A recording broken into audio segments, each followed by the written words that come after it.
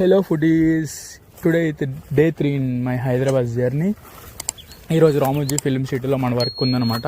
అందుకోసం యాజ్ యూజువల్గా మనల్ని పికప్ చేసుకున్నారు, తీసుకొచ్చిన తర్వాత ఒక 1 అవర్ వర్క్ చేసిన తర్వాత మాకు బ్రేక్ఫాస్ట్ అనేది పెట్టారు. బ్రేక్ఫాస్ట్లో ఏం పెట్టారంటే 2 పూరీలు, 2 ఇడ్లీలు, కొంచెం ఉప్మా పెట్టారనమాట. టేస్ట్ అయితే చాలా బాగుంది. ఇక్కడ ఆల్రెడీ ఇంతకు ముందు షూట్ జరిగింది. ఆల్రెడీ పుష్ప షూట్ తీశారనమాట. పుష్పలో కొన్ని సీన్స్ ఇక్కడే తీశారనమాట. అందుకని ఎర్రచంద్రం అన్నీ ఇక్కడే ఉన్నాయి. అయితే రామోజీ ఫిలిం సిటీ కోసం చెప్పాలంటే చాలా పెద్దది అనమాట. రామోజీ ఫిలిం సిటీలో ఉన్న సెట్స్ ఎక్కడ ఉండదు. ఈలోపు మాకు లంచ్ టైం అయిపోయాగానే మాకు కొన్ని ఐటమ్స్ పెట్టారు, చాలా బాగున్నాయి. ఎందుకో ఫుడ్ అంటే ఈ సినీ ఫీల్డ్స్ దాంట్లో ఫుడ్లో కొన్ని చోట్ల బాగుంటుంది, కొన్ని చోట్ల బాగోదు.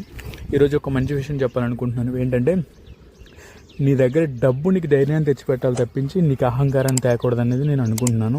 ఎందుకంటే నువ్వు అహంకారంతో మాట్లాడిన మాటలు అవతలవాడి మనసును బాధ కలిగించవచ్చు. ఆడి దగ్గర నువ్వు మాట్లాడినప్పుడు డబ్బులు లేకపోయిండొచ్చు, ఆ తర్వాత ఆడి దగ్గర డబ్బులు ఉంటే నువ్వు చాలా బాధపడవలసి వస్తుంది. యాజ్ యూజువల్గా ఈవినింగ్ స్నాక్స్ పెట్టారు. స్నాక్స్ పెట్టిన తర్వాత 1-2 అవర్స్ మేము వర్క్ చేయడం జరిగింది. వర్క్ చేసిన తర్వాత ఇంకా ప్యాకప్ చెప్పేసామంటే యాజ్ యూజువల్గా మనం ఏ బస్సులో అయితే వచ్చామో అదే బస్సు ఎక్కితే మనల్ని తీసుకెళ్ళిపోతుంది అనమాట.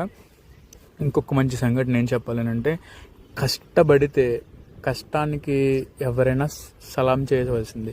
నీ కష్టం ఎలా ఉండాలంటే, నిన్ను ఎక్కిరించిన వాడు కూడా నీకు సలాం కొట్టే అంతలా కష్టపడు. కష్టాన్ని నమ్ముకున్న వాడికి ఎప్పుడైనా సక్సెస్ ఉంటుందని అభిప్రాయం. ఇంకొక విషయం ఏంటంటే, జీవితంలో ఎంత కష్టపడి సంపాదించిన డబ్బులైనా ఆ డబ్బులకి ఒక వాల్యూ ఉంటుంది. ఆ వాల్యూ గల పర్సన్స్కి ఆ డబ్బులు ఖర్చు పెడితే దానికి ఒక వాల్యూ వస్తుంది. అనవసరమైన అందరికీ ఖర్చు పెట్టి అందరినీ నమ్మి మోసపోయే కంటే మనం విలువైన కష్టాన్ని విలువైన మనుషులకి పెడితే దానికి ఒక అర్థం ఉంటుందని నేను అనుకుంటున్నాను. ఈరోజు అయితే వీడియో ఇంతే. Tata, bye bye. మళ్ళీ రేపు కలుసుకుందాం. బాయ్.